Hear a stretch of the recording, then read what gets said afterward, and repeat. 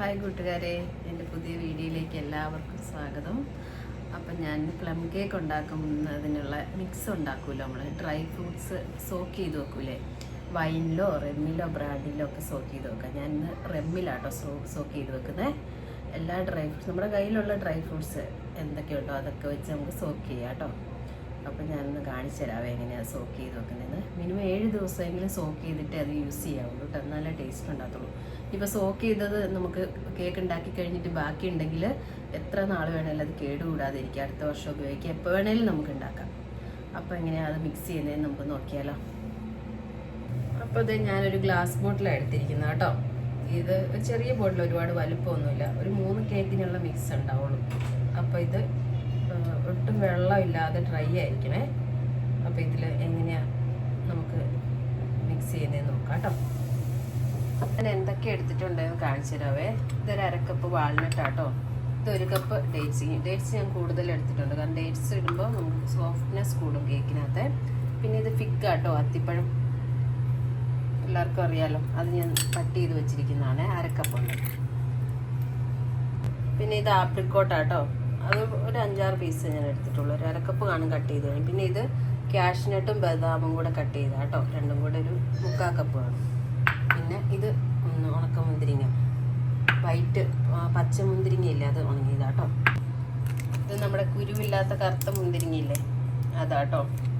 പിന്നെ ഇത് tutti Frooti എന്ന് പറഞ്ഞാൽ എല്ലാം ഒന്നും അതിനകത്തില്ല, കുറച്ചൊക്കെ ഐറ്റംസേ ഉള്ളൂ. പിന്നെ ഇത് ചെറിയാട്ടോ. പിന്നെ ഇത് ക്രാൻബെറി ഇല്ലേ, പുളിയുള്ള അതാട്ടോ. ഇത് പ്രോൺസ് ആട്ടോ, ഈ പ്ലം ഉണങ്ങിയതാണ്.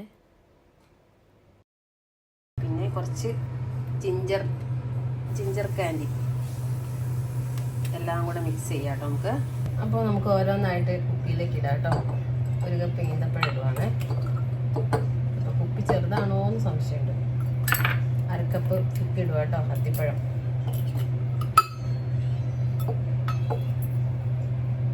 Cup apricot ഇടാണ്.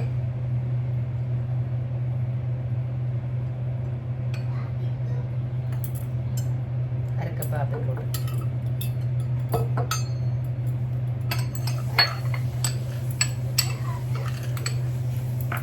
അരക്കപ്പ് ഉണക്ക മുന്തിരിങ്ങ ഇടുക കേട്ടോ, പച്ചമുന്തിരി.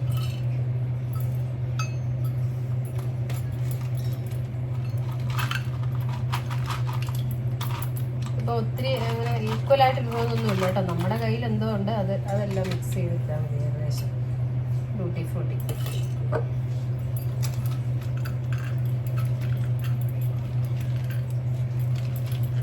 കറുത്ത മുന്തിരിങ്ങ കേട്ടോ.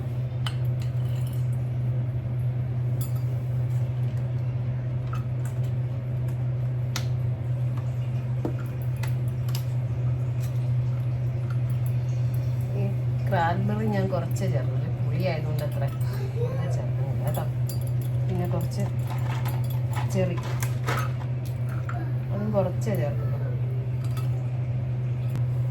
അപ്പോൾ കുറച്ച് വാൾനട്ട് ഇടുവാണ്. ഞാൻ ബോട്ടിൽ മാറ്റിയിട്ടോ, ആ ബോട്ടിൽ പറ്റൂല, ചെറുതായി. അപ്പോൾ കുറച്ച് കാഷ്നട്ടും ബദാമും കൂടെ, പിന്നെ കുറച്ച് പ്രോൺസ്.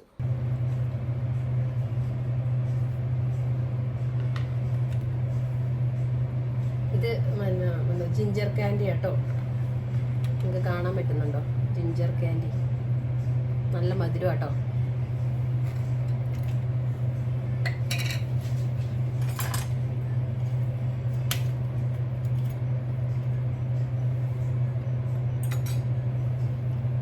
ഇനി വേണ്ടത് നമ്മൾ നേരത്തെ ഉണ്ടാക്കി വെച്ച ഓറഞ്ച് കാൻഡി ഇല്ലേ, അതാട്ടോ. അത് ഞാൻ 2 സ്പൂൺ ഇടുവാണേ.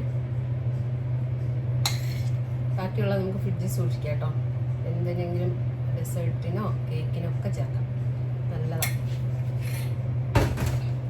ഇനി വേണ്ടത് നമ്മുടെ നട്ട്മഗില്ലേ, അതായത് ജാതിക്കയുടെ കുരു പൊടിച്ചതും, പിന്നെ കുറച്ച് ഗ്രാമ്പു പൊടിച്ചത്, പിന്നെ കുറച്ച് ജിഞ്ചറും പൊടിച്ചത്, അതെല്ലാം കൂടെ ഞാൻ 1 സ്പൂൺ ചേർക്കും കേട്ടോ.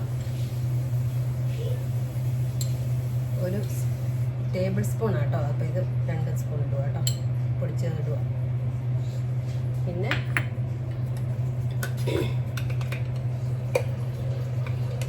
കുറച്ച് നമ്മുടെ എന്താ പറയുക കറുകപ്പട്ട പൊടിച്ചത് ഒരു 1/4 ടീസ്പൂൺ കേട്ടോ.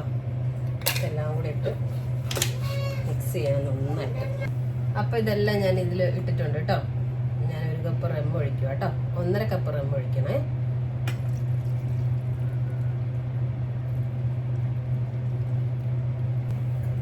അരക്കപ്പും കൂടെ ഒഴിക്കുക കേട്ടോ. അപ്പോൾ അതെ ഞാൻ റെമ്മൊക്കെ ഒഴിച്ചു നന്നായിട്ട് മിക്സ് ആക്കണം കേട്ടോ. ഒരു 7 ദിവസം വരെ എങ്കിലും ഇരിക്കണം. എയർ ടൈറ്റ് ആയിട്ടുള്ള കണ്ടെയ്നർ കേട്ടോ ഏറ്റവും നല്ലത്.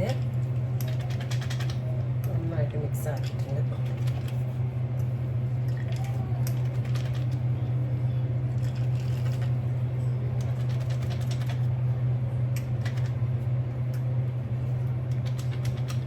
ഇതെല്ലാം കൂടെ നന്നായിട്ട് മിക്സ് ആയിട്ട് ഇങ്ങനെ അരുത്തിരിക്കും.